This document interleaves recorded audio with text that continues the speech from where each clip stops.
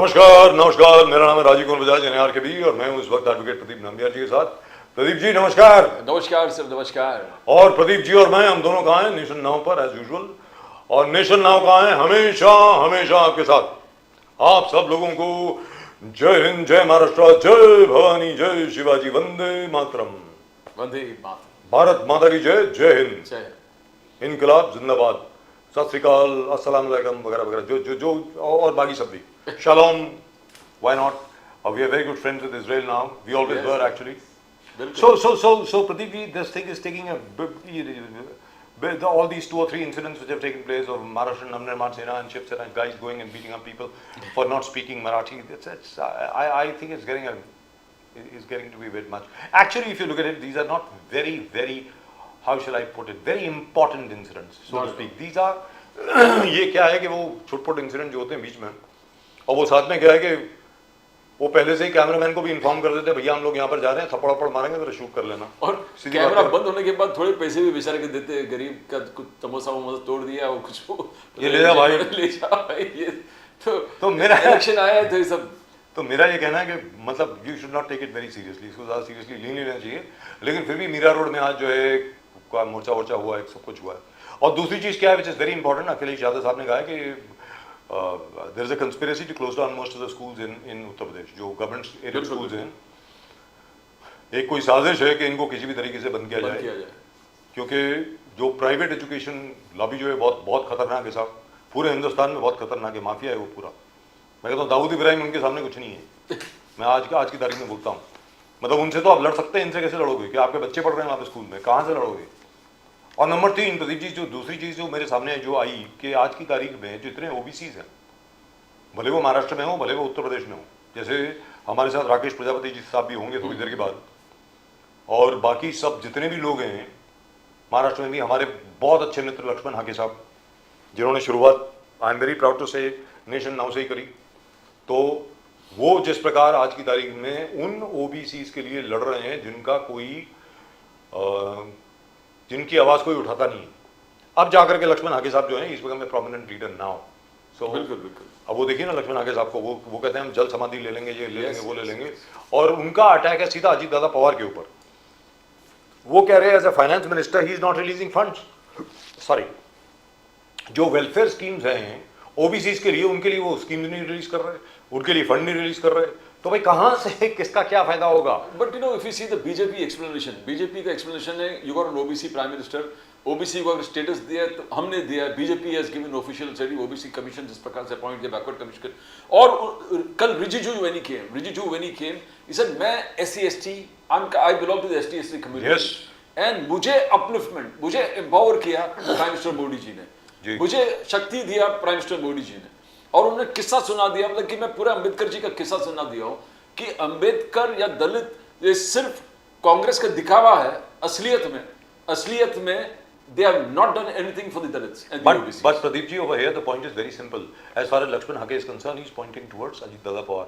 He is not pointing towards Devendra Fadnavis. Let's be very clear. Fadnavis जी ने तो हुक्म दे दिया है कि भाई आप सारे रिलीज करिए, उधर से नहीं हो रहा है और अंदर से क्यों नहीं हो रहा है we don't know. We'll come to know very very shortly.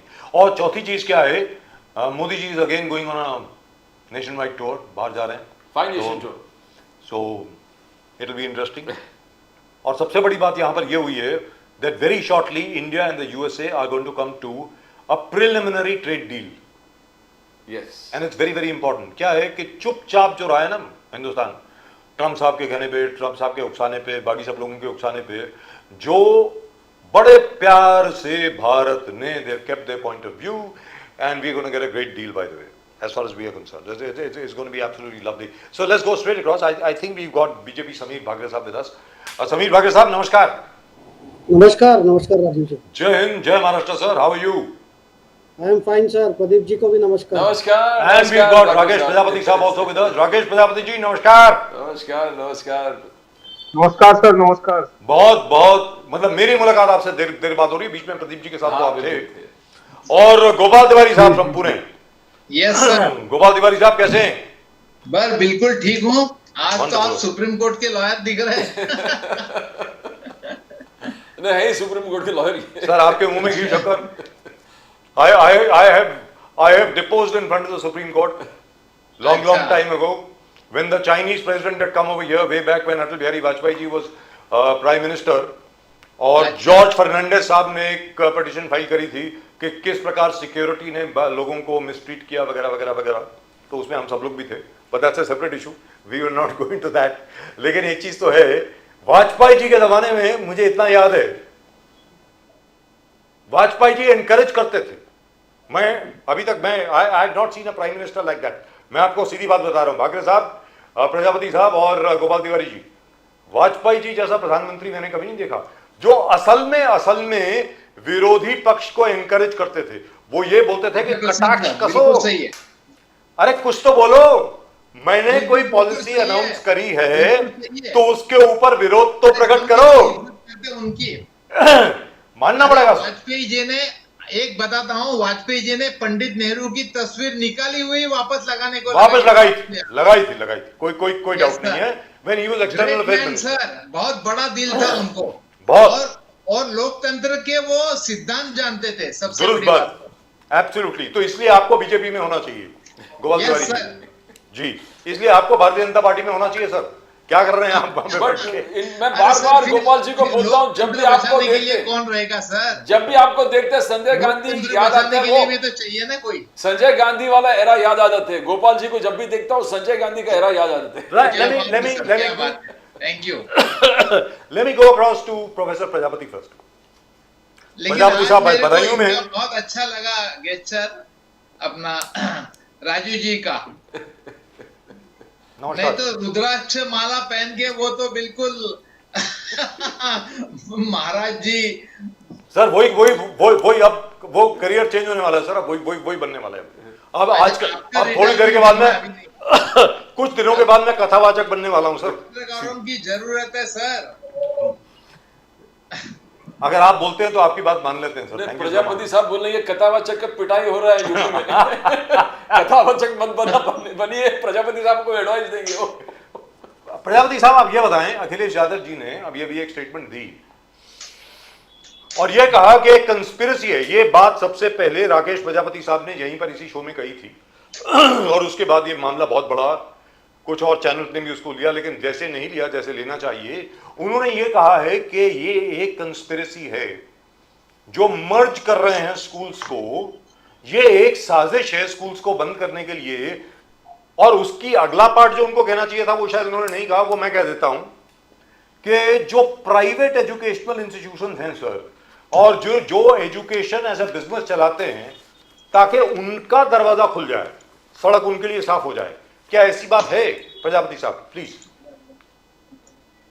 बिल्कुल राजीव जी, शायद क्या आपने पहले ही बता दिया कि मैं आपके चैनल पर पहले ही इस चीज को उठा चुका हूं जी। और निश्चित ही बड़ी दुर्भाग्यपूर्ण स्थिति है उत्तर प्रदेश की, विशेष रूप से अभी तेलंगाना में एक वीडियो वायरल हो रही है। एक वीडियो नहीं, मतलब एक वहां के न्यूज रिपोर्टर वगैरह ने दिखाया कि तेलंगाना में भी एक विद्यालय चलता है जिसमें मात्र एक बच्ची पढ़ती है, एक बच्ची।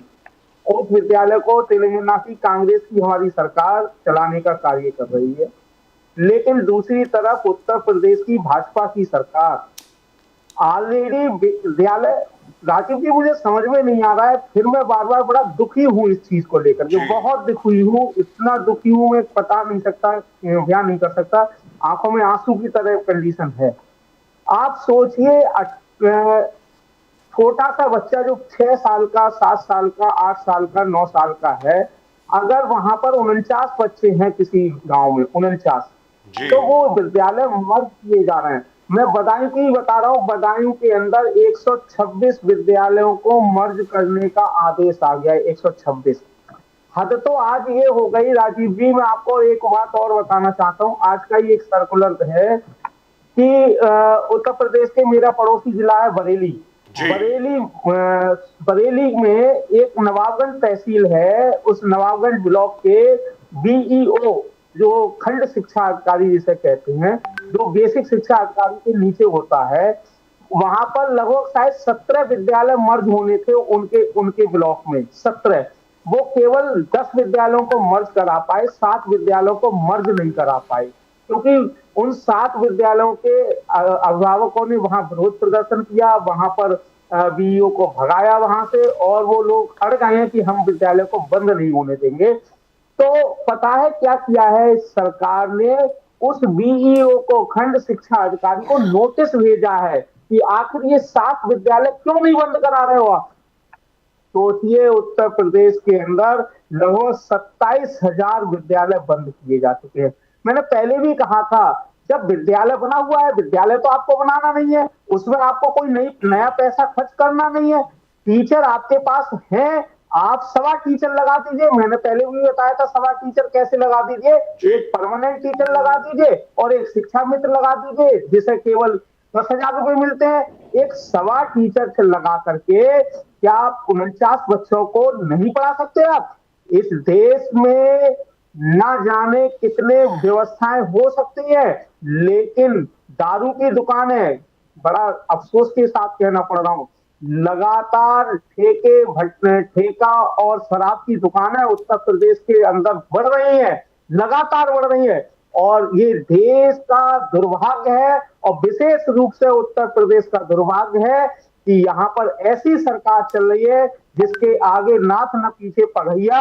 एक कहावत है, आगे नाथ न पीछे पगहिया, उसका कारण, उसका मतलब होता है कि जिसके बच्चे वगैरह नहीं होते तो क्या जाने शिक्षा के बारे में, जिसका परिवार ही नहीं है तो वो परिवार के बारे में क्या जाने। ये दुर्भाग्य है देश का। प्रदीप जी, 20 सेकंड और 20 सेकंड। ये देश का, उत्तर प्रदेश का दुर्भाग्य है कि यहाँ पर शिक्षा के मंदिरों को बंद किया जा रहा है और मंदिर खोले जा रहे हैं और दारू के, शराब के ठेके लगातार खोले जा रहे हैं। प्रजापति साहब कह रहे हैं कि बीजेपी मुसलमानों के लिए सबसे सेफ जगह है उत्तर प्रदेश, दलितों के लिए सबसे सेफ जगह है, भय मुक्त वातावरण बना दिया है योगी आदित्यनाथ जी ने। ये लालजी प्रसाद निर्मल जी जो SC/ST कमीशन के जिस प्रकार से वो थे गए बार, तो कहते हैं कि इससे सबसे बड़ा मिसाल है, देखो अयोध्या इंटरनेशनल एयरपोर्ट को महर्षि वाल्मीकि के नाम दिया गया, तो दलित का एम्पावरमेंट और दलित के लिए कितना भाव है मुख्यमंत्री योगी आदित्यनाथ में, यह साफ साफ दिखाई दे रहा है। तो मुसलमान अगर सेफ है पूरे देश में, यूपी में सेफ है, दलित अगर सेफ है सबसे, तो भय मुक्त तरीके से यूपी में रह रहे। प्रजापति साहब।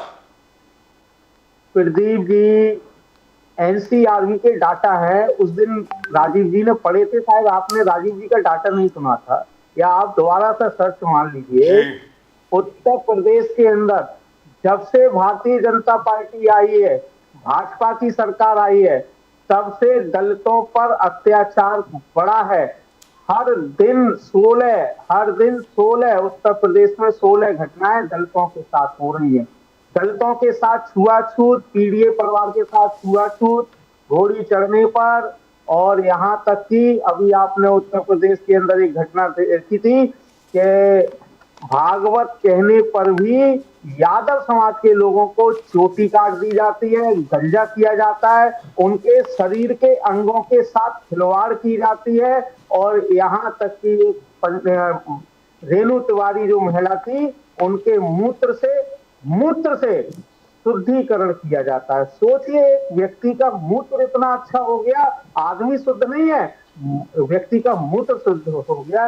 माननीय अखिलेश यादव जी ने एक बात कही थी, उन्होंने कहा था अभी एक धीरेन्द्र शास्त्री के बारे में, मैंने तो पहले भी आपके चैनल पे कहा था, फिर कह रहा हूं, अभी उनके यहाँ पर, धीरेन्द्र शास्त्री जी के यहाँ पर एक टीन सेट गिरा है, उस टीन सेट गिरने से 8 लोग घायल हुए हैं बुरी तरीके से। अरे कैसे धीरेन्द्र शास्त्री हैं ये देश में पहलगाम जैसी घटना हो जाती है, पुलवामा जैसी घटना हो जाती है, उरी जैसी घटना हो जाती है, और ये अहमदाबाद जैसा प्लेन क्रैश हो जाता है, इनकी पर्ची नहीं खुलती। चलिए वो छोड़िए, इनके खुद के जो कैंप है, खुद का जो क्या कहते हैं पता नहीं होगा उनका, जो भी है उनका, जहां पर वो अपना जी पूजा पाठ करते हैं, जो भी है, मैं इन चीजों में आस्था नहीं रखता हूँ। सीधी सी बात यह है कि वहां पर इनकी टीम सेट कर जाती है, ये अपने यहाँ की पर्ची नहीं खोल पा रहे हैं, दूसरे यहाँ की पर्ची क्या कर। मैं चैलेंज दे रहा हूँ आज इनको, मैं चैलेंज दे रहा हूँ, मेरी पर्ची खोल के दिखा दे धीरेन्द्र शास्त्री, मैं भी इनके शरण में चला जाऊंगा। मेरी पर्ची खोल के दिखा दे। अरे ये सारे ठेकेदार हैं, और ये मैंने एक बात पहले भी कही थी, वही राष्ट्रीय अध्यक्ष जी ने दोहराई, ये बैक डोर से और टेबल के नीचे से रुपए लेने का काम करते हैं। मैं चैलेंज से कह रहा हूं पूरे बाबाओं का, ये जितने भी बाबा हैं, ये मैं जानता हूं अगर इनमें सब में शक्ति है तो बिना रुपए लिए हुए, बिना एक भी रुपए लिए हुए अपनी कथा प्रवचन या जो भी करते हैं उनका उसको करने का काम करते हैं। बाबा जी, जी बाबा बिल्कुल। भक्त वहीं रह जाते हैं, भक्त बेचारे चप्पल से सर, ये बात तो बहुत पहले भी आ चुकी है। ढूंढते हैं। सर, ये बात तो बहुत पहले भी आई है, ऐसी बात नहीं, कोई नई बात है। ये तो बात बहुत पहले भी आई है कि भैया अगर आप असल में if you are an enlightened soul then why do you need money. और आपको बार बार अपने यूट्यूब चैनल पे ये बोलने की जरूरत, क्या आवश्यकता क्या पड़ती है, जिसे हम बोलते हैं कि भैया सब्सक्राइब भी कर लो चैनल को, ये बोलने की आपको आवश्यकता नहीं पड़नी चाहिए वैसे, but that's a separate issue and we'll come back. But there has been a development with regard to OBCs, with regard to the Prajapati Samaj and others. We'll come back to that in just a little while. But I have to go to Sameer Bhagre Sahab. Sameer Bhagre Sahab, the Prime Minister is leaving for a 5-nation tour, which is fantastic by the way. That is number one. Number two, the other thing for which I think the government needs to be congratulated.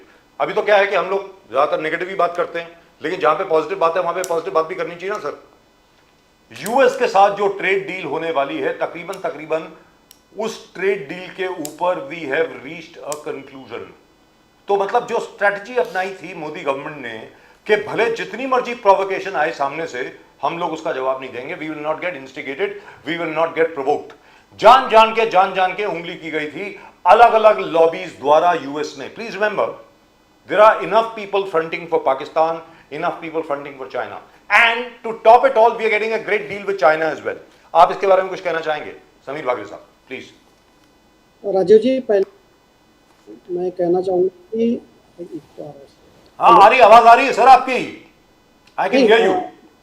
मैं पहले कहना चाहूंगा कि जो मुझे थोड़ा सा आज एक दूसरे चैनल पे भी 8:30 बजे जाना है, जी जी जी। तो थोड़ी I will take your leave early, but जो आपने दो टॉपिक उठाए, प्रधानमंत्री जी का फॉरेन दौरा और US trade deal.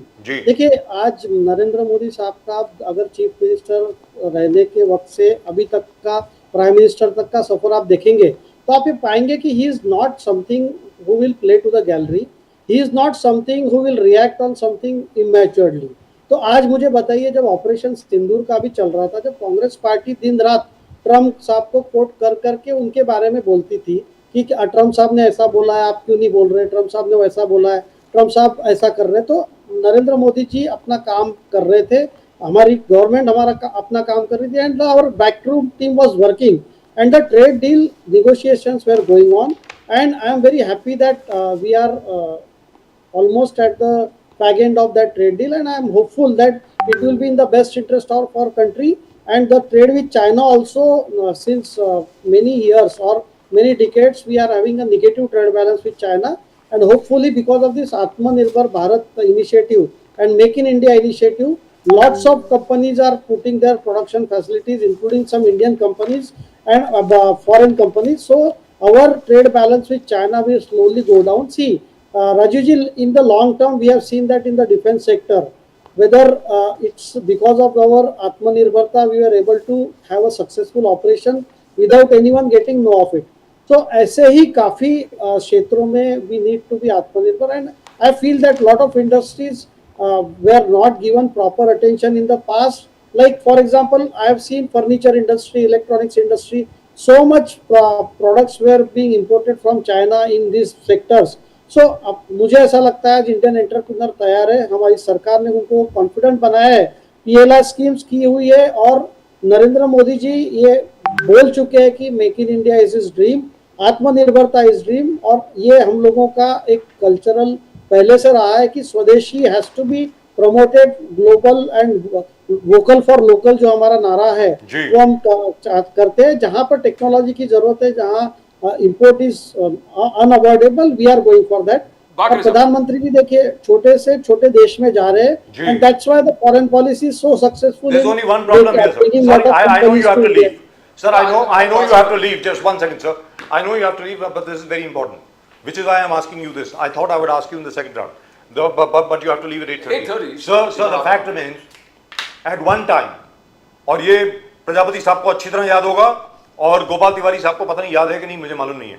At one time, if you remember, हमारी जो टेक्सटाइल एक्सपोर्ट्स होती थी, they used to be huge, almost at par with IT. इन इंफॉर्मेशन टेक्नोलॉजी को लेकर के जो हम फॉरेन एक्सचेंज अर्न करते हैं ना सर, तकरीबन उतनी ही हमारी टेक्सटाइल एक्सपोर्ट्स हुआ करती थी। फॉरेन एक्सचेंज बहुत आता था वहां से, and then suddenly we gave it up. Sir you have to pay attention there, वहां पर आपको बहुत ध्यान देना होगा सर। जहां तक के हमारे बुनकरों का सवाल है, हमारे शिल्पकारों का सवाल है, हमारी टेक्सटाइल्स का सवाल है सर, इंडियन टेक्सटाइल्स अभी जैसे ये this is not concern with textiles, Prada just exhibited Kolhapuri chappals at the Paris fashion show. हर जगह पे हाहाकार मच गई जी, कोल्हापुरी चप्पल, लेकिन कोल्हापुरी चप्पल के बनाने वालों को कोई क्रेडिट नहीं मिल रहा है। तो सर इस विषय के बारे में आपको थोड़ा ध्यान देना पड़ेगा। बोलिए sir. Rajiv ji, I agree with you. We are looking at the textile sector in a very serious way. मैं भी काफी क्लोजली टेक्सटाइल सेक्टर से जुड़ा हुआ था, and let me tell you that lot of work is going on for promoting Indian textile. एक period ऐसा आया था कि बांग्लादेश का टेक्सटाइल इंडस्ट्री भी काफी तेजी से उभरा था, and it has emerge as a competitor. Many times China का जो होता था टेक्सटाइल का भी, वो भी काफी, हम लोग एक्सपोर्ट भी काफी करते थे चाइना से और कुछ इंपोर्ट भी होता था।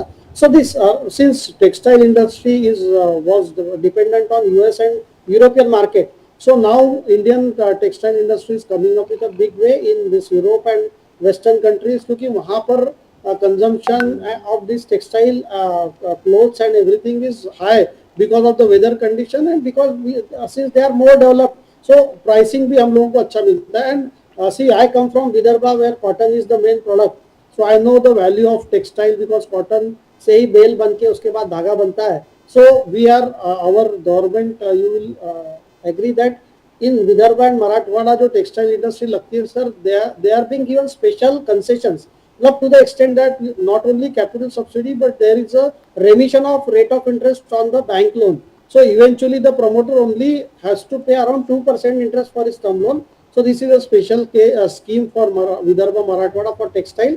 Apart from the central government scheme under TUF, technological upgradation जो स्कीम है सेंट्रल गवर्नमेंट की, उसके साथ साथ हम लोग पावर की भी सब्सिडी देते हैं विदर्भ मराठवाड़ा के लिए। So since the Vidarbha is a cotton growing region, Amravati has been developed as a big textile park, मतलब वहां पर बहुत अच्छी टेक्सटाइल कंपनीज आई है। So our government, be it central government और be it Maharashtra government, it is working very aggressively on textile, because lot of employment is also dependent on textile. It's a mass employment sector. Bakre Sahab, but you call it diplomatic failures. Rahul Gandhi, Modi ji, diplomatic failures. Aaj Pakistan has become not only UNSC president but also United Nations counter terror cell के vice president बन गया, president of United Nations even for 1 month Security Council. ये कहना कि 3 nation tour हो गए, 5 nation tour हो गए, बट डिप्लोमेटिक रिलेशंस में कोई इंपैक्ट क्रिएट नहीं हो रहा है। राहुल गांधी जी, खड़गे साहब, accusation Modi's diplomatic failure. Bakre साहब। प्रदीप जी देखिए, Rahul Gandhi leader of opposition है, उनका राइट है कोई भी क्रिटिसाइज करना, लेकिन let us examine the facts. Congress party was jumping that mister Asif Munir was invited for lunch by mister Trump, लेकिन दूसरे दिन होता है कि वो ट्रम्प साहब अपना ईरान पे बॉम्ब गिरा देते हैं न्यूक्लियर फैसिलिटी के लिए। So Pakistan airbase was being used for that. So Congress party needs to understand that instead of reacting on every small development which is taking place without understanding the geopolitics behind it. दुनिया में देखिए sir, आज कोई Bharat isolation में नहीं रह रहा है। Every country will do the politics और geopolitics as per their interest. आज ट्रम्प साहब कभी हमारे साथ होते हैं, कभी वो बोलते हैं कि नहीं हम Pakistan is a good friend, so but back channel talks are there.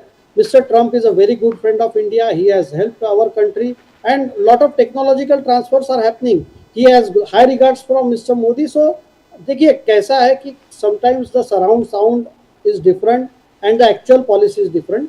So Rahul Gandhi जी को समझना चाहिए कि देश हित में जो मोदी जी काम कर रहे हैं वो पूरे विश्व को कॉन्फिडेंस में लेके, देखिए यूएन के बारे में तो ऐसा है, जब अमेरिका को किसी पे अटैक कर रहा है तो they don't go to UN, they just bomb the country.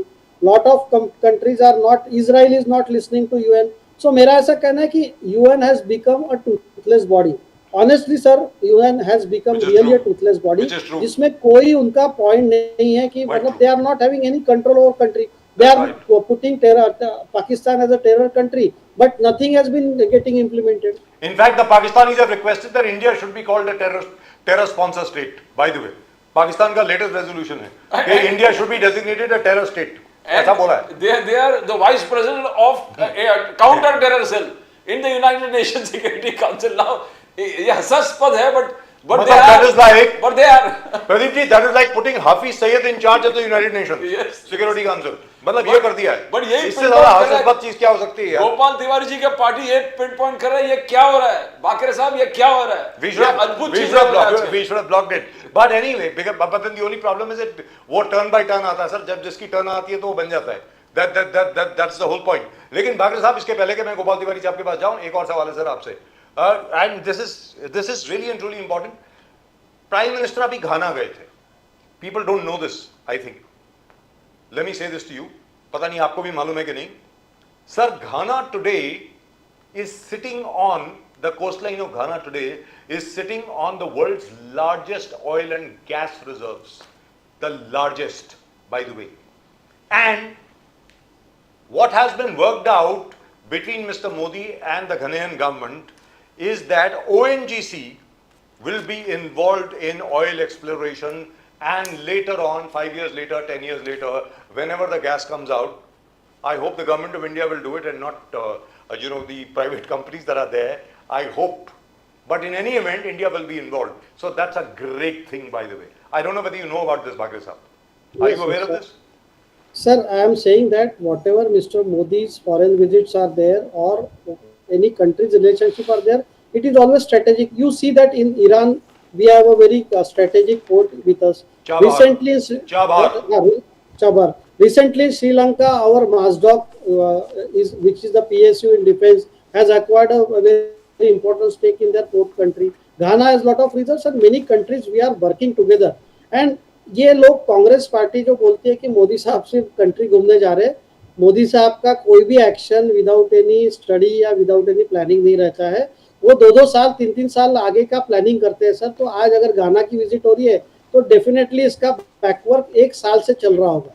ये ऐसा नहीं है कि राहुल गांधी को आज लगा मैं फॉरेन चले जाता हूँ तो मैं चले गया. मोदी साहब का ये तरीका करने. तो let me go across to Gopal Tiwari साहब. गोपाल तिवारी साहब, यहाँ पर सबसे बड़ी बात क्या सामने आती है, वो ये आती है जिस विषय के बारे में राकेश प्रजापति साहब अक्सर बात किया करते हैं.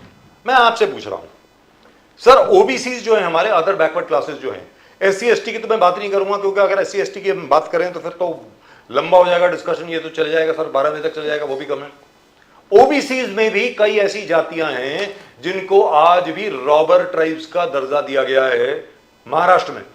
मैं यूपी की तो बात नहीं कर रहा, यूपी में क्या हाल है, I have not gone into that. लेकिन महाराष्ट्र में कई कई पुलिस स्टेशन ऐसे हैं जो पुरानी ब्रिटिश की जो क्लासिफिकेशन होती थी अभी भी है, जिसके लक्ष्मण हाके साहब, जिस समाज के जो लीडर आते हैं सर, आज उन्होंने बहुत जबरदस्त प्रोटेस्ट करी कि भाई अजीत दादा पवार जो है वो फंड रिलीज नहीं कर रहे वेलफेयर स्कीम्स के लिए ओबीसी की. ये चल क्या रहा है, आप बताएं सर, गोपाल तिवारी जी प्लीज. नहीं, महाराष्ट्र की हालत तो बहुत कमजोर है सर, बहुत बुरी है. कई लोगों को फंड नहीं मिल रहे. लेकिन उससे पहले मैं अभी जो हमारे वागड़े साहब जो बोल रहे थे सर, उनके बारे में बताऊंगा सर. वो कौन सी बात बता रहे सर. एक्चुअली इंडिया, मतलब हम आइसोलेटेड हो गए, इतना सब हम विदेश यात्रा कर रहे हैं लगातार, और कौन से देश कंट्री ने हमें सपोर्ट किया? कोई ने नहीं किया. और अपने पीठ हम खुद थपथपा रहे हैं. और वापस वो it's a very ridiculous statement. Still America is our good friend. America हमारी दोस्त है, फिर भी हमका ट्रैवल एडवाइजरी लगाती है वो. और वो अमेरिका कहती है कि भारत में रेपिस्ट और ये जो क्राइम है बढ़ गया है, तो मेरे पाकिस्तान के ऊपर वो ट्रैवल एडवाइजरी नहीं लगाते. सर लगाई हुई है, वो एप्लीकेबल सर बहुत पुरानी लगी हुई है. गोपाल तिवारी जी प्लीज. मतलब ये सर. और फिर भी आप बोल रहे हैं हम अमेरिका हमारा फ्रेंड है. इट्स अ क्या गोपाल तिवारी जी, मजाक चल रहा है देश के साथ क्या? गोपाल तिवारी जी, पाकिस्तान के ऊपर एडवाइजरी जनवरी में ही आ गई थी और ये कहा गया था कि सिर्फ आप ये 2 शहर में जा सकते हैं पाकिस्तान के, उसके अलावा और किसी शहर में नहीं जा सकते। कौन से शहर हैं वो, ये भी आपको बता दूं, इस्लामाबाद, कराची और लाहौर, इन 3 शहर के अलावा पाकिस्तान में और कहीं मत जाइए। ये जनवरी में उनकी एडवाइजरी आ गई थी सर। जहां तक हम लोगों का सवाल है तो उसमें गलत तो नहीं है ना सर, क्राइम तो बढ़ा है ना हिंदुस्तान में, क्राइम तो बढ़ रहा है, क्या करेंगे उसके बारे में? आप population is growing, what do we do? अब आप बोलें sir, please go ahead please. नहीं, फिर भी देखो इतनी मतलब 70 साल में पहली बार ये हो रहा है, अमेरिका हमारे पे ट्रैवल एडवाइजरी लगा रही है। ये गंभीरता से सोचने की बात है। फिर भी हम कह रहे कि और कह रहे ईरान के साथ हमारे अच्छे संबंध है। ईरान में हमने ये इसराइल ईरान में हम आर्टिकल आए सर, उसमें लोक सत्ता में तोत्री ये उसमें मराठी शब्द है उसको कि हम बीच में नहीं गिरते ना, तो अलिप्तता, तोत्री अलिप्तता करके उसका लोक सत्ता में बहुत बड़ा आर्टिकल आया है। ईरान था जो हमें इंडियन रुपीस में क्रूड ऑयल देता था और अमेरिका के दबाव में हमने लेना बंद कर दिया और उसके साथ हमें क्रेडिट पे देता था। और आज के तारीख में हम रशिया से ज्यादा महंगा अमेरिका से क्रूड ऑयल खरीद रहे हैं। अभी जो $50 से हमको मिलता है वो $68 से हम रशिया अमेरिका के पास से खरीद रहे हैं, ना रशिया के पास से खरीद रहे, और ना पहले तो ईरान के, तो अमेरिका के दबाव में हमने ईरान का तो पूरा बंद कर दिया। अगर मनमोहन सिंह जी अब तक तो थे तो बाय पाइपलाइन से ये सब हो सकता था। अभी तक 11 साल राहुल गांधी जो हाथ में लिया था जो प्रोजेक्ट पाइपलाइन से जो सप्लाई करने का, जिससे हमारा पाकिस्तानी बहुत कम होगा, वो भी नहीं कर पाए। राहुल गांधी जी ने आज फार्मर्स सुसाइड को हाईलाइट कर दिया। गोपाल तिवारी जी, राहुल गांधी जी ने कहा कि महाराष्ट्र में 767 farmers have committed suicide in the first 3 months of 2025। बोले कि सरकार has failed। तो जैसे समीर बाकरे साहब बैठे, BJP accuse you that in your time one farmer was dying every minute। किस प्रकार से आप जस्टिफाई कर रहे हो? How are you accusing this government, the BJP-led government in Maharashtra? Gopal Tiwari ji sir, ये बहुत नॉनसेंस, ये हास्यास्पद है कि उस समय देखो रेट बढ़ा है फार्मर सुसाइड का, ये ऑन रिकॉर्ड प्राइस है और ऑन रिकॉर्ड ये सब बातें आई है।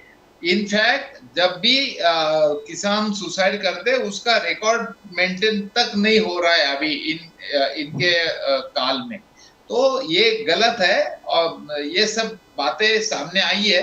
सर, एक अकाउंटेबिलिटी करके भी है गवर्नमेंट की ड्यूटी। हम अपने देश में इतना बड़े हादसे हो रहे, कल परसों भी वापस एक एयर इंडिया का क्रैश होते होते बच गया, 900,000 मीटर पे वो नीचे आया था, कई फ्लाइट्स कैंसिल हो गए, उसके ऊपर हमारी कोई जिम्मेदारी नहीं। झोला उठा लिया, बैग उठा लिया, चले घूमने को विदेश जा रहे, क्या हासिल कर रहे सर? ये क्या है? नेदरलैंड को हमने बहुत फाइनेंशियल बड़ी एड दी, तब हमें उन्होंने पुरस्कार दिया, तो वो तो देते ही लोग, उनको जरूरत है मदद की, आप मदद दीजिए, वो डालेंगे, करेंगे, बस आपके पीछे कुछ नहीं करेंगे।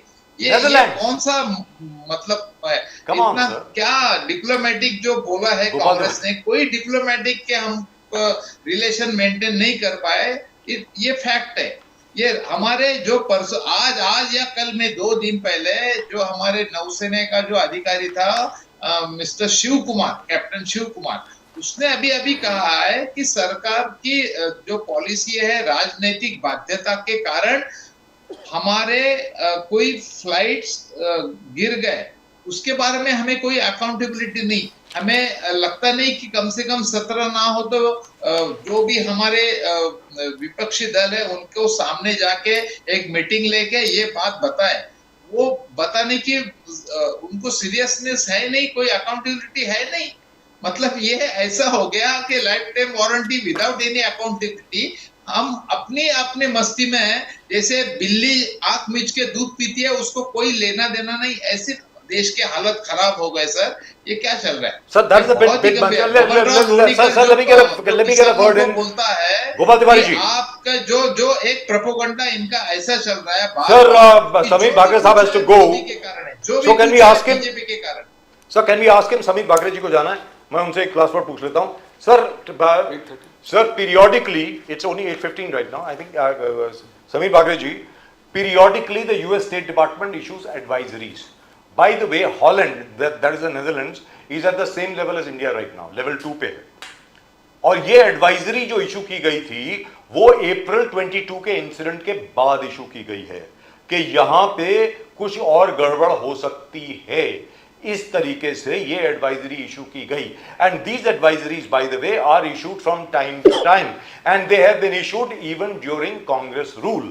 सर, अब आप बताएं समीर बागरे साहब, ये बार बार जो यूएस एडवाइजरी की बात हो रही है, व्हाट इज दिस? इस विषय के बारे में कुछ बताएं सर, बोलिए बागरे साहब प्लीज. मुझे तो पहले कहना है, गोपाल जी बहुत सीनियर व्यक्ति है और काफी सालों का उनका तजुर्बा है.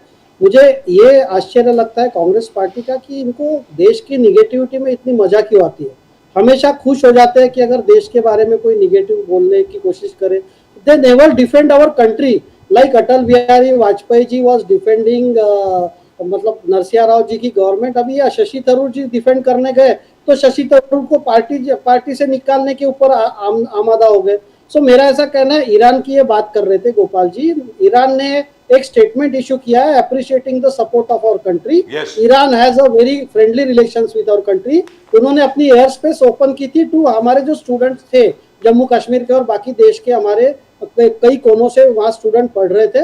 तो मेरा ऐसा कहना है कि हमेशा अपने देश को नीचे दिखाने की कोशिश करना, और अगर कोई ट्रम्प साहब का एडमिनिस्ट्रेशन की तरफ से गलत स्टेटमेंट आता है, so why you are supporting that? Why don't you say that no this is not the correct situation? क्या आप हमेशा हंगर स्ट्राइक जो अफगानिस्तान, बांग्लादेश और श्रीलंका और पाकिस्तान के नीचे हंगर स्ट्राइक में इंडिया को रखते हैं? तो क्या इंडेक्स को आप बिलीव करते हैं? और ये index Congress party official Twitter account से कोट करते हैं. तो मेरा ऐसा कहना है सर, अटल बिहारी वाजपेयी जी की बहुत तारीफ की है अभी इन्होंने, मैं उनको धन्यवाद देता हूँ. लेकिन अटल बिहारी वाजपेयी जी के विचार भी समझिए कि पार्टी आएगी बनेगी, मतलब देश रहना चाहिए. तो पार्टी के लिए, कांग्रेस पार्टी के लिए मोदी साहब को क्रिटिसाइज करना हमेशा वही उनका रहता है, चाहे देश को नीचे गिराने की बात हो. तो मेरा ऐसा कहना है, Congress party was a very matured party earlier, लेकिन जब से लेफ्टिस्ट इनके इर्द गिर्द आ गए हैं, जयराम रमेश जी हो, सुप्रिया श्रीनेत जो हो, पवन खेड़ा जी हो, सो कांग्रेस के जो कद्दावर नेता है वो अलग हो गए. आप देखिए सर, कांग्रेस का जो एक हुआ करता था, मैं तो अभी बहुत सालों से 30 साल से 35 साल से कांग्रेस पार्टी को देखा करता था. So Congress party was not like this. Congress party was always a party which took stands. और अभी तो ऐसा है कि ये लेफ्टिस्ट से ज्यादा लेफ्टिस्ट हो गए. अर्बन नक्सल्स के जो लोग थे, देवेंद्र जी ने असेंबली में कहा था कि भारत जोड़ो यात्रा में कई संगठन ऐसे थे जो ऐसे लोगों से जुड़े. तो मुझे ऐसा लगता है कि कांग्रेस पार्टी अगर अपनी ओरिजिनल विचारधारा पे वापस आ जाए, जिसके ऊपर वो बनी थी, ये लेफ्टिस्ट लोगों के पीछे लगेंगे तो बची कुची भी जमीन गोपाल जी आपकी निकल जाएगी. India has change, country has change, it is a aspirational country, it is an ambitious country, it is a nationalist country. Farmers so death, don't take such stands. Farmers death, Rahul Gandhi ji, Nana Patole ji assembly में suspend हो गए एक दिन because Baban Rao Lonikar insulted farmers. Rahul Gandhi said 767 farmers in the first 3 months of 2025. Farmers death and the government is doing nothing. Bakre साहब, राहुल गांधी, नाना पटोले. देखिए प्रदीप जी, मेरा ऐसा कहना है कि फार्मर्स डेथ के ऊपर राहुल गांधी जी पॉलिटिक्स नहीं करना चाहिए. अगर I don't want to have a whataboutery कि इनके रजीम में कितने मरे थे या ऐसा, विच इज वेरी इंसेंसिटिव. लेकिन let me remind the Congress party कि आपके 15 साल में 55,000 फार्मर्स ने अनफॉर्चुनेटली सुसाइड किया था. और प्रदीप जी, मुझे आप 3 मिनट दीजिए, मैं एग्जैक्टली बता रहा हूँ कि एग्रीकल्चर में महाराष्ट्र में क्या हो रहा है. See, you have to know the Maharashtra agriculture. 54% of agriculture here is drought prone. यहाँ पर इरिगेशन फैसिलिटी इतने सालों में नहीं बनी थी. देवेंद्र जी के सरकार में 2014 से 19 में जो जलयुक्त शिवार जो मुहिम चलाई थी, उसके कारण काफी इरिगेशन फैसिलिटी क्रिएट हुई, जो कि बाद में महाविकास आघाड़ी ने बंद की. And Devendra ji is a very studied politician. उनको पता है कि हर रीजन का प्रॉब्लम क्या है. जैसा विदर्भ मराठवाड़ा है, इन्होंने एम्बिशियस अपना रिवर लिंकिंग प्रोजेक्ट लिया है, 1 लाख करोड़ का बजट है. सर, मैं आपको दावे के साथ कहता हूँ कि 3 से 4 साल में मराठवाड़ा और Vidarbha will be free of droughts, because यहाँ पर काफी ड्राउट प्रोन एरिया है. There is a small holding of farmers, वहाँ प्राइवेट इन्वेस्टमेंट फार्मर्स नहीं कर पाते. और सबसे बड़ा मुद्दा जो देवेंद्र जी ने कहा है सर, बिजली फार्मर को रात को मिलती थी और वो भी इंटरप्टेड मिलती थी. देवेंद्र जी के राज में 12 घंटे फार्मर को बिजली मिल रही है, और पूरे फार्मर्स का कर्जा 45 लाख फार्मर का कर्जा देवेंद्र जी ने कर्जा मतलब एमएसएमई के बिल्स माफ किए हैं। तो इतने बड़े स्टेप्स लिए जा रहे हैं, एआई एग्रीकल्चर में डाला जा रहा है। सो देखिए, एक भी फार्मर की डेथ होना मैं समझता हूँ शर्मनाक है। महाराष्ट्र में हम सब रहते हैं, अगर हमारा कोई फार्मर एक भी अगर सुसाइड करता है सो हमारे लिए शर्मनाक है। लेकिन जो there are certain systemic issues, structural issues which we are trying to address, जैसा 12,000 रुपये हम किसान सम्मान निधि दोनों मिलकर दे रहे हैं, जैसा ई नाम का उन्होंने किया, बीमा फसल योजना लागू की है, ऐसे कई मैं आपको बता सकता हूँ कि कितने ज्यादा प्रावधान किए। तो मेरा ऐसा कहना है sir, we should not be insensitive. Rahul Gandhi ji unfortunately is, मतलब I would not like to say that word, but Rahul Gandhi ji tries to play politics on the death of people, which is very unfortunate. Sir, exactly very what you were unfortunate. doing. Sorry to say, but exactly what you were doing when the Congress was in power. I have done shows on farmer suicides from 1995 up till today. BJP भी ऐसे ही बोलती थी sir farmer suicides के ऊपर। लेकिन मैं ये चीज मानता हूं कि देवेंद्र फडणवीस जी ने जो अभी कमेटी बिठाई है, where you are talking about cropping pattern, harvest time, because the weather patterns have changed, rain patterns have changed, that nobody has done, that actual research is going on right now. And the fact that maybe it is time for Vidarbh to move away from cotton. Cotton से अलग होकर के you must have some other crop. Let's be very clear. और विदर्भ के अंदर I don't know which is the guy, which genius decided, क्योंकि 3 साल के लिए मानसून बहुत अच्छी थी कि वहां पे आप शुगर केन की भी आप फार्मिंग कर लीजिए. As the result of which the whole soil got destroyed. But in any event, that's a separate issue. But it is absolutely true that Devendra Fadnavis ji is actually working on this, on that there is no doubt. Now let me go across to Prajapati sahab. Professor sahab, Take your leave. please sir, thank you very much. Sameer Bhagar sahab, thank you for joining us, great pleasure. Nice talking to you. Sir मुझे इस पे बात करनी थी। जी मैं आ रहा हूं sir, आप ही के पास आ रहा हूं, एक सेकंड बस. You'll have plenty of time. उनके वागले साहब Sir, you'll have plenty of time. करनी थी ना। Sir, you'll have plenty of time. Don't worry. Bhagar साहब sees the show. पूरा शो देखते हैं सर वो, don't worry about it.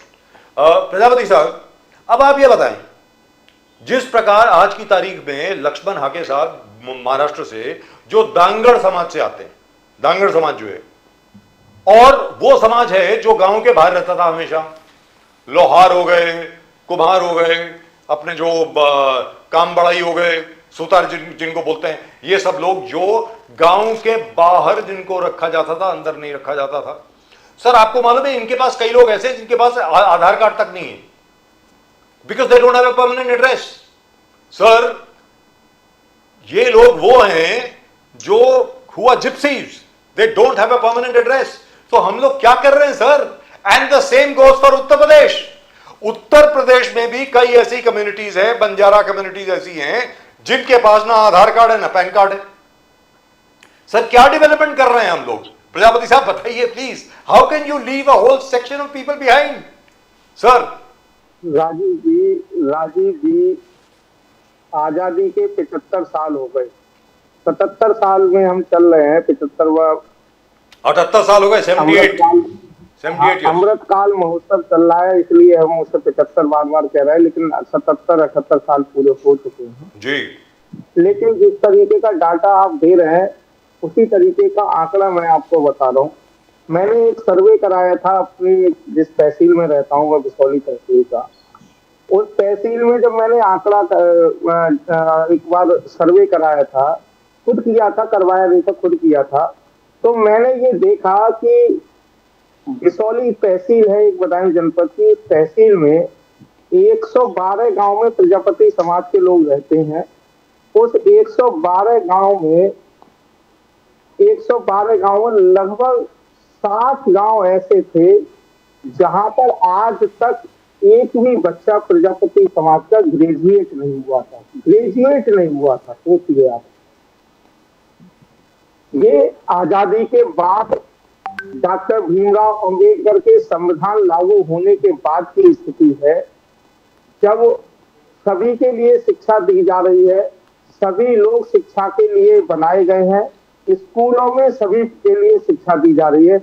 तो सोचिए उस समय जब देश मनु स्मृति से चलता था, जिस समय गुरुकुल में पिछड़ों को, दलितों को, आदिवासियों को स्कूलों में एंट्री की आजादी नहीं थी, पढ़ने की आजादी नहीं थी, सावित्रीबाई फुले आई, छत्रपति साहू जी महाराज आए, ज्योतिबा फुले आए, अंबेडकर जी आए, कांशीराम जी आए, तब जाकर के स्कूलों में पढ़ने की आजादी मिली। और वो भी कैसे मिली, जब डॉक्टर भीमराव अंबेडकर स्कूल में गए थे तो उन्हें क्लास के बाहर खिड़की पर खड़े होकर के पढ़ने को मिला, उनको मटके में पानी पीने की आजादी नहीं मिली। ये आंकड़े देश को चौंकाने वाले हैं। आज भी इस देश के अंदर कुछ लोगों पर ही सारी सत्ता की चाबी है, शिक्षा की चाबी है। आज भी नौकरियां उन्हीं के पास है। एक सचिवालय का आंकड़ा है, सचिवालय में आज भी पिछड़े की संख्या ना के बराबर है, ना के बराबर, बहुत कम है।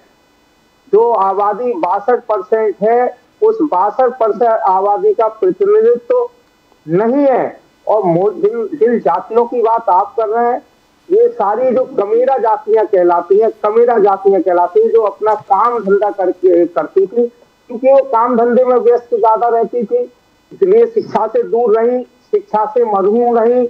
लेकिन उनकी स्थिति लगातार बद से बदतर होती चली गई और किसी भी सरकार ने उनके बारे में नहीं सोचा। यही कारण है राजीव जी, इस देश के मोस्ट बैकवर्ड क्लास को आज भी राजनीतिक, सामाजिक, शैक्षिक, आर्थिक प्रतिनिधित्व नहीं मिल पाया। और इसीलिए हमारे समाजवादी पार्टी के राष्ट्रीय अध्यक्ष अखिलेश यादव जी ने कहा है कि जातिगत जनगणना होनी चाहिए। केवल जातिगत जनगणना से काम नहीं चलेगा, ये भी पता चलना चाहिए कि देश के कुल एसेट्स किसके पास है, कुल धन, चल अचल संपत्ति किसके पास है, देश में कितनी नौकरियां किसके पास है, देश के जितने भी व्यापार है वो किसके पास है।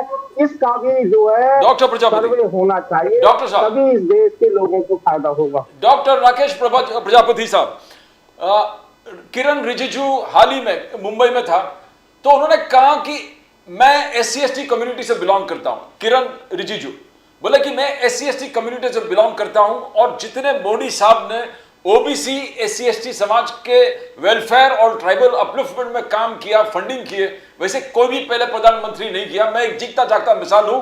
एज अ ट्राइबल मुझे मिनिस्टर बना दिया, एम्पावर किया। और बोले अंबेडकर जी का पूरा मैंने स्टडी किया हूं।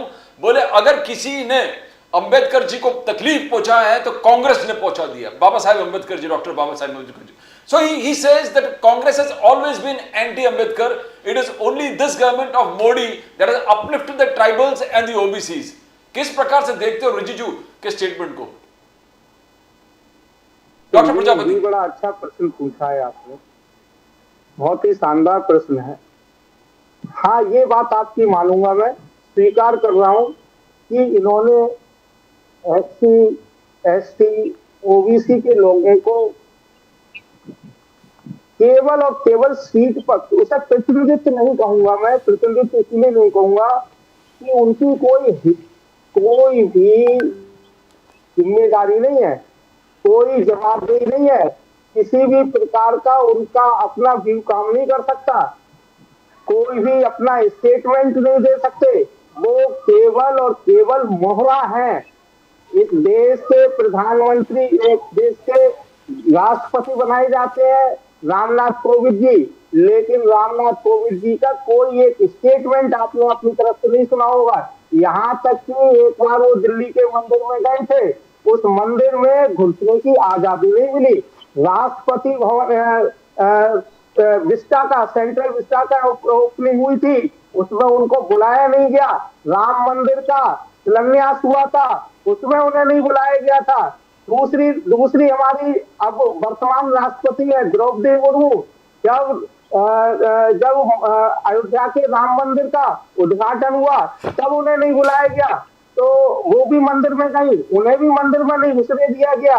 तो केवल और केवल ये मोहरा बनाते हैं। हाँ, मोहरा जरूर बनाने का काम किया है, ये मैं मानता हूँ, लेकिन केवल और केवल मोहरा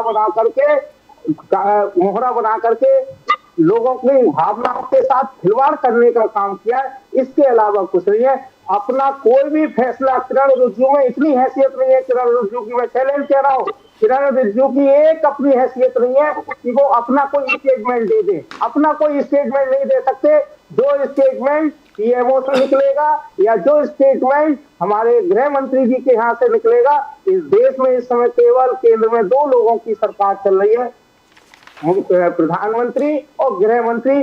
जो भी निर्णय होते हैं वो इन दोनों के माध्यम से होते हैं। इसके अलावा तीसरा क्या किसी का कोई फैसला इस देश के अंदर नहीं होता। तो let me go across to Gopal Tiwari साहब। गोपाल तिवारी साहब, ये जो ओबीसीज की प्रॉब्लम है बहुत पुरानी है सर। क्या है कि there is a classification called VJNT, पता नहीं आपको मालूम है कि नहीं, जरूर मालूम होगा, विमुक्त जाति and nomadic tribes. Sir VJNT जो है, जिसमें दांगड़ आते हैं, बाकी सब लोग आते हैं, उसमें क्लासिफिकेशन काफी लंबी है सर। उसमें आप मुझे बताइए इन लोगों का उद्धार कब होगा? जैसे फॉर एग्जांपल जो अभी आपके सामने बैठे हैं प्रजापति साहब, प्रजापति समाज को यह प्रॉमिस किया गया था भारतीय जनता पार्टी के उस वक्त के प्रेसिडेंट राजनाथ सिंह जी ने। 2 लाख की भीड़ आई हुई थी रामलीला ग्राउंड में दिल्ली में, और उन्होंने यह कहा था जैसी हमारी सरकार आती है हम इनको वापस SC ST का दर्जा देंगे, यानी शेड्यूल ट्राइब का इनको दर्जा देंगे, जो कि इनको 1954 में मिला हुआ था। कोई वादा नहीं निभाया गया। आज की तारीख में जो ओबीसीज हैं, ओबीसीज में भी जो पिछड़ा वर्ग है उनको लेकर भी कोई वादा नहीं निभाया गया। गोपाल तिवारी साहब, सर ये भारत है या भारत का जनतंत्र राज्य का क्या मतलब हुआ अगर इस किस्म की वादा खिलाफी होगी हर जगह पे? अब आप बोलें गोपाल तिवारी जी। इसीलिए तो राहुल जी बार बार बोल रहे हैं ना, जातिगत जनगणना हो तो दूध का दूध पानी का पानी। जब तक unless and until we don't know कि कौन कितना रिप्रेजेंट, कौन सा समाज कितना रिप्रेजेंट है, सोशल लेवल पे उनकी क्या तरक्की है, क्या पिछड़ापन है, ये जब तक हमें मालूम नहीं होता हाउ वी कैन डिसाइड। तो तभी तो, और हमारी जो पहले से राहुल जी बोल रहे हैं जिसकी जितनी भागीदारी उतना हक चाहिए उसका, तो ये तो बात कर रहे हैं हम, बार बार बोल रहे हैं सर, जिसकी तो जितनी आबादी उतनी भागीदारी। 21 को जो होना था, अभी ये तो देखो, जब रिजर्वेशन का मामला 50% के ऊपर जा रहा है तो कोर्ट ने भी इसके बारे में कुछ सवाल खड़े किए हैं। तो ये तो अभी इसका नीड ऑफ टाइम। तो हम कंट्री में अगर हमारा लोकतंत्र है, लोगों के लिए, लोगों के द्वारा सत्ता, ये हमारा डेफिनेशन है डेमोक्रेसी का, तो हमें तो ये करना ही करना चाहिए। दूसरी बात सर, ये अभी जो वाघे साहब ने जो जो बात की है सर, व्हाट नॉनसेंस सर। देश का मजाक किसने बनाया सर? मैं उनको सुनवाना चाहता था। ये मोदी जी है जो रशिया में अभी 2-3 साल पहले जाके उन्होंने क्या बोला था, 2014 के पहले देश निराशा हताशा में छाया था। व्हाट नॉनसेंस, ये निराशा हताशा में छाया था क्या? ये मोदी जी बाहर जाके प्रधानमंत्री बनने के बाद बोले थे कि एक जमाना ऐसा था कि कौन से देश में जन्म लिया, अपने आप को शर्म महसूस कर रहा हूँ। ये ऐसे कोई प्रधानमंत्री बोला 70 साल में? 16-17 प्राइम मिनिस्टर हो गए। क्या बात कर रहे हैं सर? ये मतलब कौन सा ये मजाक बना के रखा है? ये ना कोई अकाउंटेबिलिटी नहीं है, कोई जिम्मेदारी नहीं है। बाहर जाके आप बोलते हो हमने देश में शौचालय बनवाए, तो कौन सी इन्वेस्टमेंट आएगी? अगर आप खुद ही ऐसे बोलते हो कि हमारे देश में हम घर घर लाइट दिए, हमने शौचालय बनवाया, तो कौन सा जो है कि वो आपके यहाँ पे आके जो इन्वेस्टमेंट करेगा? ये तो कॉमन सेंस है ना सर। ये शौचालय बनवाना, ये क्या बाहर जाके बोलने की बात है क्या? इतना तो अकल तो होना चाहिए ना सर। ये क्या मतलब, मतलब ये कौन से प्राइम मिनिस्टर और इनका मतलब ये कैसे जस्टिफाई करते हैं? बस गोपाल जी, आरएसएस मीडिया ने इनको सबक और सही रास्ते पे लाना चाहिए। It's a need of time, और भारत के लोकतंत्र की ये आशा अपेक्षा है मीडिया के पास से। इनको सही जवाबों से छुटकारा नहीं देना चाहिए। ये मतलब बहुत ही भद्दे बार जाके आप देश के बाहर जाते हो और कहते हो 2014 के पहले, और जिन्होंने ये कहा कि भीख में मिला था हमें आजादी, उसको आप कंगना रनौत जैसी को आप पद्मश्री देते हो, पार्लियामेंट का टिकट देते हो।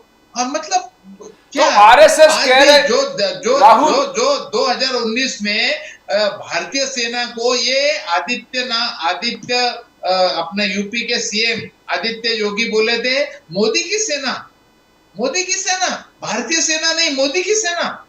अरे क्या उसके एक जो वहां के डेप्यूटी सीएम है जगदीश रेड्डीवाडिया, जिसने अभी बोला था कि भाई भारतीय सेना मोदी के चरणों में नतमस्तक है।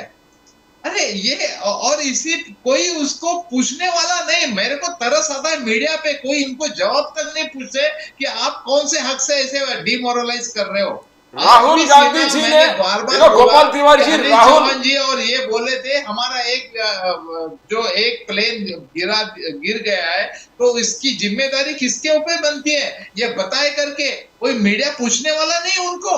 राहुल गांधी जी और पूरे कल इलेक्शन कमीशन, गोपाल तिवारी जी इलेक्शन कमीशन ऑफिस में गए थे 11 मेंबर इंडिया अलायंस के, और इलेक्शन कमीशन ने जिस प्रकार से बर्ताव किया, यानी बड़े बड़े दिग्गज नेता जैसे प्रजापति साहब, अखिलेश यादव जी वगैरह, उनको वेट कराया 3-3 घंटा वेट कराया। आखिरकार बहुत सीनियर लीडर जयराम रमेश बाहर, बहुत सारे कांग्रेस के टॉप नेता बाहर, आई थिंक अखिलेश यादव जी को थोड़ा रुकना पड़ा बाहर।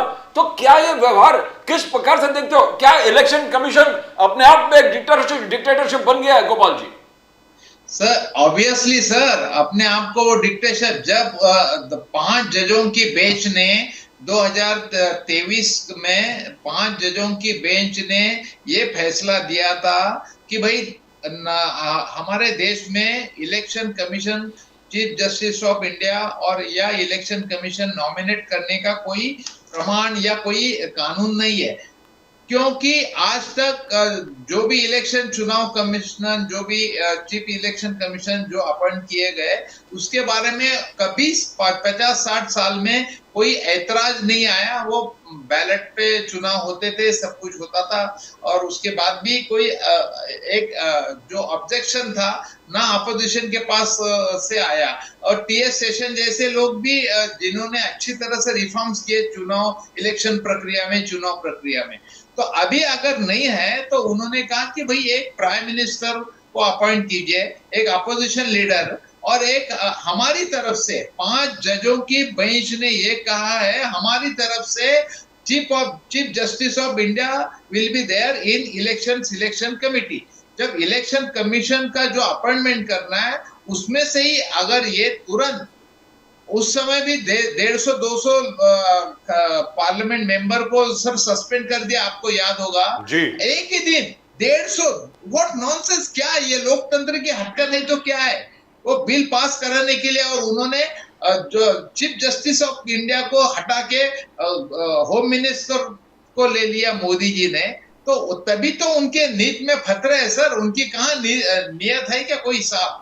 तो वो जो राजीव कुमार का पीछे का बैकग्राउंड देखिए, वो गुजरात कैडर से आते हैं, बार बार उनके पास साथ रहा है, तो ऐसे अपॉइंटमेंट किया, क्योंकि ये अगर ओपन होता है तो ये बिहाइंड द बार, ये all will be behind the bar, ये सत्ता से बाहर जा सकते, सत्ता छोड़नी पड़ेगी इनको। तो अभी जो डिक्टेटरशिप कर रहे हैं तो कर रहे हैं।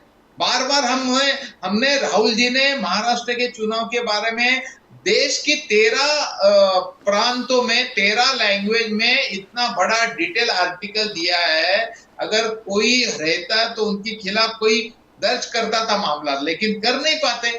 और जो चुनाव आयोग से एक्सपेक्टेशन है कि जवाब दे, वो बार बार फडणवीस क्यों दे रहे भैया? आपको मिर्ची क्यों लग रही है इन बातों में? Right, so let me go across to ji, so let me go across to Rakesh Prajapati साहब। प्रजापति साहब, आज की तारीख में आपने शायद अखबार में पढ़ा होगा या आपने चैनल पर देखा होगा कि किस प्रकार मराठी को लेकर के कई जगह पर ऐसी घटनाएं हुई हैं कि महाराष्ट्र नवनिर्माण सेना के कार्यकर्ता या कहीं पर पुरानी शिवसेना जो है उद्धव जी की, उनके कार्यकर्ता, जो लोग मराठी नहीं बोल पा रहे उनको जरा थप्पड़ मार रहे हैं, कुछ कर रहे हैं, ऐसा कुछ कर रहा है। तो उत्तर प्रदेश में उसका क्या प्रभाव पड़ा है सर? कुछ मालूम पड़ा सर उसके बारे में? कुछ है प्रभाव उसका या नहीं है?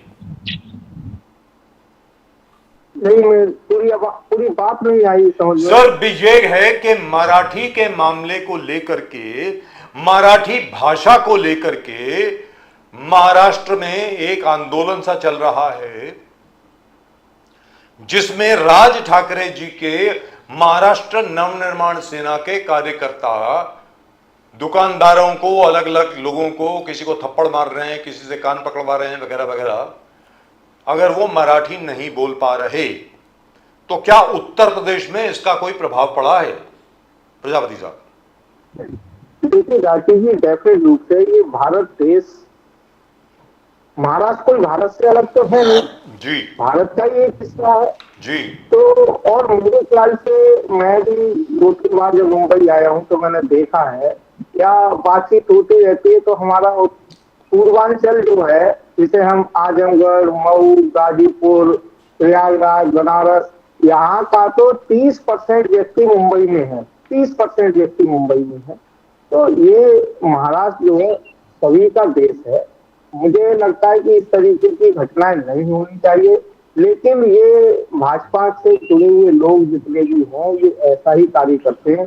थोड़ी देर पहले गुजरात में भी ऐसे ही हुआ था कि गुजरात में जो लोग गुजराती नहीं बोल पाते थे या गुजरात में नहीं रहने वाले थे उनको वहां से निकाल दिया गया, लेकिन वहां पर जब व्यवस्था चरमरा गई तो फिर से उसको बैकफुट पर आ गए। मैं ऐसे किसी भी मामले में बस इतना ही कहना चाहूंगा कि देश सभी का है, ये कोई प्रदेश देश के अंदर आता है, चाहे वो महाराष्ट्र से, चाहे बिहार से, चाहे जो है गुजरात से। अगर कोई व्यक्ति वहां पर रहना चाहता है तो उसे वहां रहने दिया जाए। क्यों? क्योंकि इस देश पर जितना मराठी का वहां पर महाराष्ट्र पर हक है उतना ही एक आम भारतीय नागरिक का है। जी। कांवड़ यात्रा, डॉक्टर प्रजापति साहब, कांवड़ यात्रा में जिस प्रकार से अखिलेश यादव जी, बीजेपी का आरोप है और समाजवादी पार्टी इसको पॉलिटिसाइज कर रहे हैं, उनका बीजेपी का कहना है दुकानदार अपना आइडेंटिटी रिवील करे, अपने जो भी डिटेल्स है रिवील करे और कांवड़ यात्रा के लोग जहां जाना चाहते हैं वहां पर जाइए, मगर आप समाजवादी पार्टी उसको एक बड़ा इश्यू बनाकर किसी के पैंट उतार दिया, पहलगांव से उसका तुलना करना कि पहलगांव में भी ऐसे हो गया था, पैंट निकाल कर मारे थे। तो क्या ये ठीक है? क्या आप पॉलिटिसाइज कर रहे हैं डॉक्टर प्रोफेसर राकेश प्रजापति साहब? देखिए, कांवड़ यात्रा 1 महीने आती है। 1 महीने के बाद एक बार मैं डिबेट में शायद आपके ही यहाँ था तो मैंने तो कहा था कि 1 महीने मीट नहीं खाएंगे, 1 महीने दारू नहीं पिएंगे, उसके बाद जैसे ही 1 महीना खत्म होगा उसके बाद जो है निकल पड़ेंगे और कहेंगे आज पेट भर के खाना है। अरे ये सब चीजें नहीं होनी चाहिए। बात दूसरी जो आप कहना चाहते हैं मैं उस बात पर भी आना चाहता हूँ। माननीय राष्ट्रीय अध्यक्ष जी अखिलेश यादव जी देश के अंदर, प्रदेश के अंदर सौहार्दपूर्ण वातावरण रखना चाहते हैं, देश के लोगों के बीच में नफरत नहीं फैलाना चाहते हैं और भारतीय जनता पार्टी देश के लोगों के बीच में नफरत फैलाना चाहती है, जाति मजहब के नाम पर लोगों को बांटना चाहती है, धर्म के नाम पर लोगों को बांटना चाहती है। पिछली बार भी इन्होंने ऐसे ही किया था, लेकिन इनके जो एनडीए के साथी हैं, चाहे वो जयंत चौधरी सही, चाहे वो जनता दल यूनाइटेड के आपके नीतीश कुमार सही, चाहे चिराग पासवान सही, सभी और चंद्रबाबू नायडू सही, उन्होंने सबने विरोध किया था। और जब विरोध किया था तो फिर से हमारे उत्तर प्रदेश के मुख्यमंत्री बैकफुट पर आ गए। तो ये लोग केवल और केवल जाति, धर्म और मजहब के नाम पर लोगों में नफरत बांटने का काम कर रहे हैं, लेकिन लोग समझ चुके हैं। और 2024 में जो चुनाव हुआ था उसमें लोगों ने दिखा दिया था कि उत्तर प्रदेश के अंदर एक ही पार्टी है, वो है समाजवादी पार्टी, और उसको सबसे ज्यादा वोट दे करके उत्तर प्रदेश में जी उन्हें सबक सिखाया। और ये जो नारा लगाते थे 400 पार, अब की बार 400 पार, उसे 240 पर रोक कर रख दिया।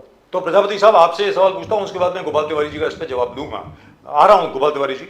राकेश प्रजापति साहब, वो सब ठीक है, बहुत सपोर्ट है अखिलेश यादव जी का, हमने खुद ने देखा है, बहुत लोग बाहर आ रहे हैं, राहुल गांधी जी के लिए भी हमने देखा है।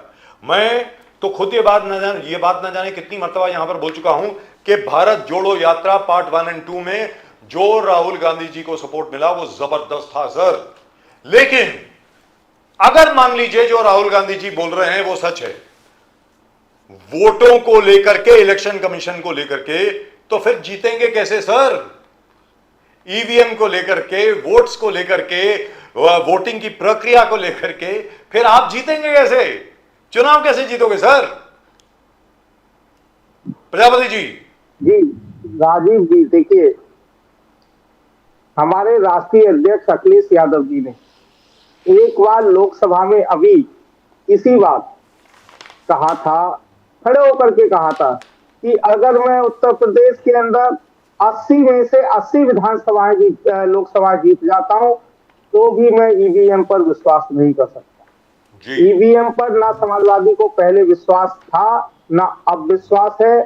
रही बात चुनाव जीतने की, तो 2024 में जिस तरीके से पब्लिक ने निकल करके अपने आप ही वोट डालने का काम किया, ठीक उसी प्रकार से 2027 में पूरे उत्तर प्रदेश में पीडीए के लोग सड़क पे उतर करके वोट डालने का काम करेंगे और समाजवादी पार्टी के सरकार बनाने का काम करेंगे। बात नहीं जैसे अभी बीच में उपचुनाव होते हैं, तो उपचुनाव में क्या होता है, एक ही सीटों पर होता है, तो पूरे वहां पर शासन और प्रशासन को लगा दिया जाता है और पैरामिलिट्री फोर्स नहीं होता है। लेकिन जब प्रदेश का पूरा चुनाव होगा तो पैरामिलिट्री फोर्स होगा और चूंकि पूरे प्रदेश में चुनाव हो रहा होगा, इसलिए मोनोपोली नहीं कर पाएंगे और ये महिलाओं के ऊपर इनके अधिकारी, इनसे जुड़े हुए अधिकारी जो है रिवाल्वर जैसी चीजें नहीं तान पाएंगे। निश्चित रूप से 2027 में समाजवादी पार्टी की सरकार बनने जा रही है। गोपाल तिवारी जी, आपसे सवाल पूछता हूं। राहुल गांधी जी ने बड़ा एक्सपोज किया, ये कहा कि किस प्रकार election commission is siding with the ruling party, obviously being unfair to the Congress. तो सर आप चुनाव जीतोगे कैसे? आप जितने इसका मतलब तो ये आप जितनी मर्जी कोशिश कर लो, कुछ भी हो जाए, जीतने वाली तो आएगी तो बीजेपी, आप जो मर्जी कर लीजिए। सर इसीलिए तो हम उसमें अवेयरनेस क्रिएट कर रहे हैं, जो भी डेमोक्रेटिक है उसके जरिए हम ये बात तथ्यों के साथ सामने रखने की कोशिश कर रहे हैं। जब जनता साथ देगी तो आगे चल के और प्रोटेस्ट स्ट्रॉन्ग करेंगे सर, स्ट्रांगली प्रोटेस्ट करेंगे, या तो फिर एक दिन चुनाव को बाइकआउट ही करने पड़ेगा, कोई अपोजिशन कोई उसमें पार्टिसिपेट ही नहीं होगा अगर ऐसे हालात बनेंगे। तो ये सिंपल सी बात है, जब इलेक्शन कमीशन की अपॉइंटमेंट होती है तो उसमें से चीफ जस्टिस ऑफ इंडिया को निकाला क्यों जाता है? क्या बात है? तो दो और खिलाफ एक रहेगा तो क्या मतलब है? ये तीनों में से दो ही जन जो डिसाइड करेंगे वही इलेक्शन कमीशन बनेगा। तो ये तो आपको लगता है कि उसमें बदलाव आएगा सर? सर लाना पड़ेगा, जो मीडिया और जुडिशरी अगर दबाव लाएगी। सो सर डेमोक्रेसी बचाने के लिए तो हम तीन स्तंभ है ना सर, पिलर है ना। वन ऑफ द एडमिनिस्ट्रेशन है, जो IAS IPS हुए, जो पब्लिक के टैक्स से तनख्वाह लेती है, उन्होंने भी सही काम करना चाहिए, उन्होंने लोगों के प्रति अकाउंटेबल रहना चाहिए, उनके प्रति वफादार रहना चाहिए, उन्होंने जो कानून से गलत काम है वो नहीं करना चाहिए, और जो अगर रिकॉर्ड है तो उनको देना चाहिए।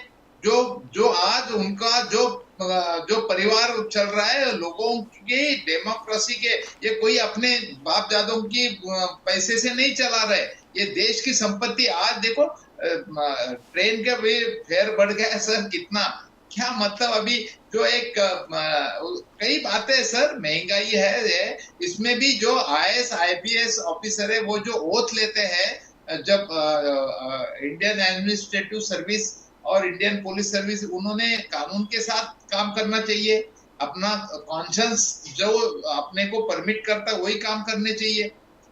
अगर वो सही करेंगे, चुनाव आयोग सही जानकारी देगा, thank you so much, it's been a great pleasure talking to you. ज्यादा दिन तक नहीं चलेगा। दूसरी बात में जो किरण रिजिजू जी के बारे में जो कहा, जी बोलिए सर। प्रदीप जी ने बोला था, पूछा था उनको कि भाई उन्होंने अंबेडकर का ये वो, सर ये बहुत पुरानी बात हो गई है बार बार कहना। मेरे को हंसी आती है और तरस भी आता है सर, ये बीजेपी वाले और ये लोग अंबेडकर की बारे में क्या बात करेंगे सर? इनको क्या मॉरल राइट बनता है? जिन्होंने रामलीला मैदान में कॉन्स्टिट्यूशन होने के बाद जिन्होंने जलाया था, महात्मा गांधी, अंबेडकर जी, इनके स्टैचू जलाए थे, जिनको मनुस्मृति लानी थी, ये इनको हक क्या है सर ये बात करने के लिए? कॉन्स्टिट्यूशन के बारे में। एक अंबेडकर जी के लिए हमने बम्बई से वानखेड़े जी को रिजाइन देके उनको संसद में लेके उनको चेयरमैन बनाया था। क्या बात कर रहे सर ये, मतलब जी। और वो आरपीआई थी। ये बार बार जो बचपना जैसे पूछते हैं उनके खिलाफ कैंडिडेट क्यों है? अरे भाई डेमोक्रेसी उनको अपने कांग्रेस से ज्यादा अपनी खुद की party Republican party of India बनानी थी, तो क्या करे कौन?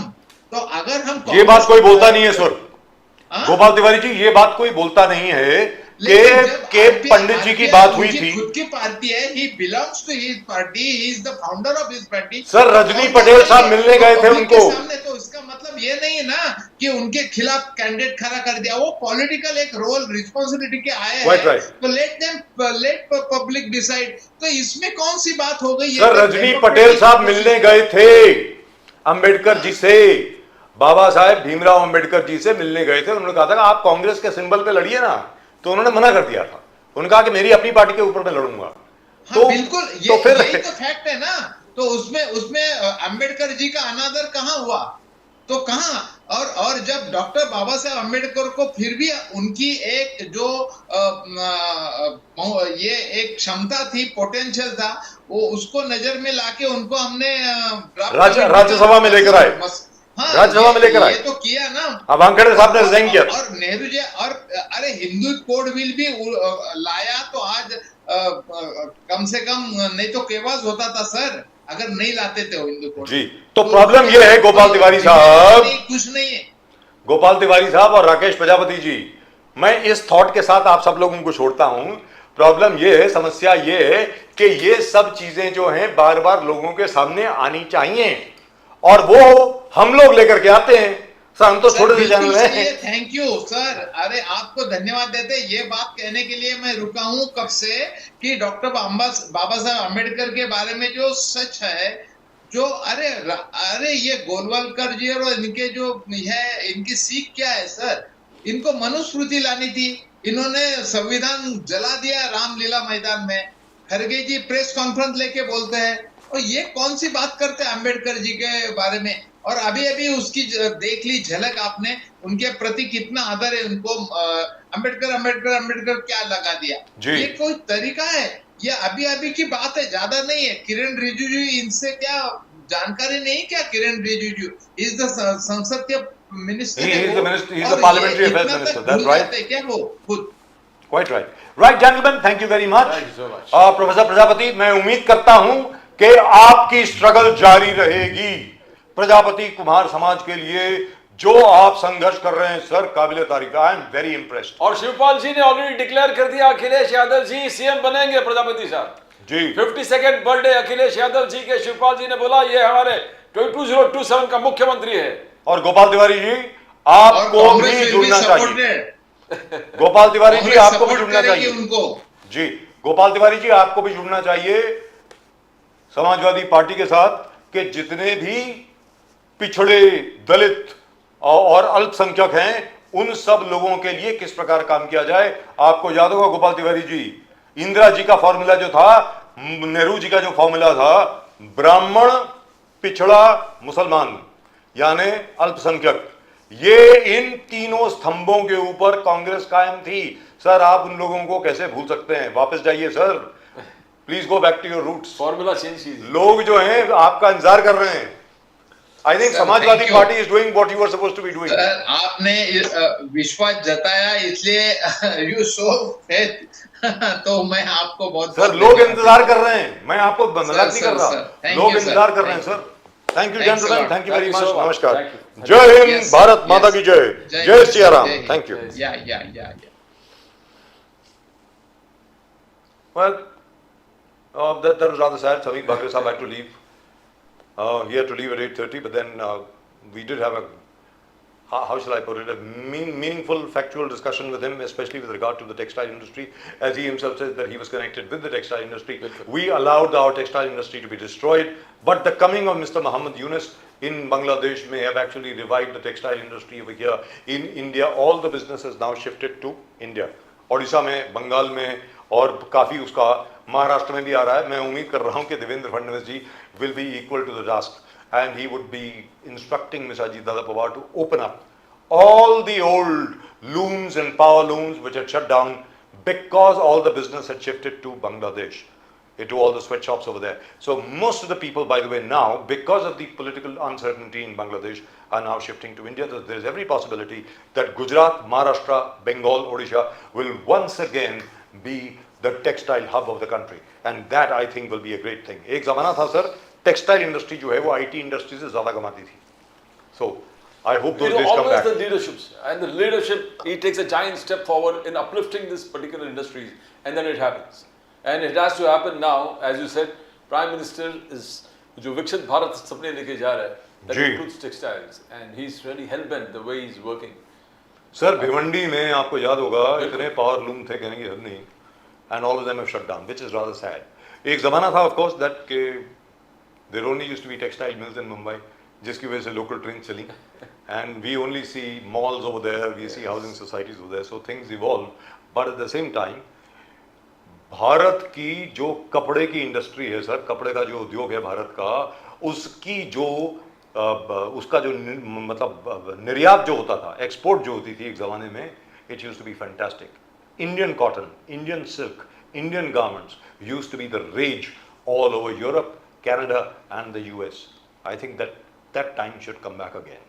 Well, that's just about it. As far as Pradeep ji and I are concerned, आप लोगों ने अभी तक अगर चैनल को सब्सक्राइब नहीं किया है तो प्लीज कर लें. Please subscribe to the channel. The That's all fastest that I growing can say. channel of the nation, you subscribe to that icon, subscribe. भाई हम लोग तो पत्रकार हैं, हम लोग तो चैनल चला रहे हैं, हम तो आपसे रिक्वेस्ट करेंगे कि आप सब्सक्राइब करें. लेकिन प्रदीप जी आप मुझे ये बताइए, जो एनलाइटन सोल्स हैं, जो हर कथावाचक जो माया से आगे है, मोह माया से आगे हैं, जिनका डायरेक्ट कनेक्शन है हर एक देवता से, हर एक भगवान से, उनको क्या जरूरत पड़ती है बोलने की कि चैनल को सब्सक्राइब करें? मतलब चलिए.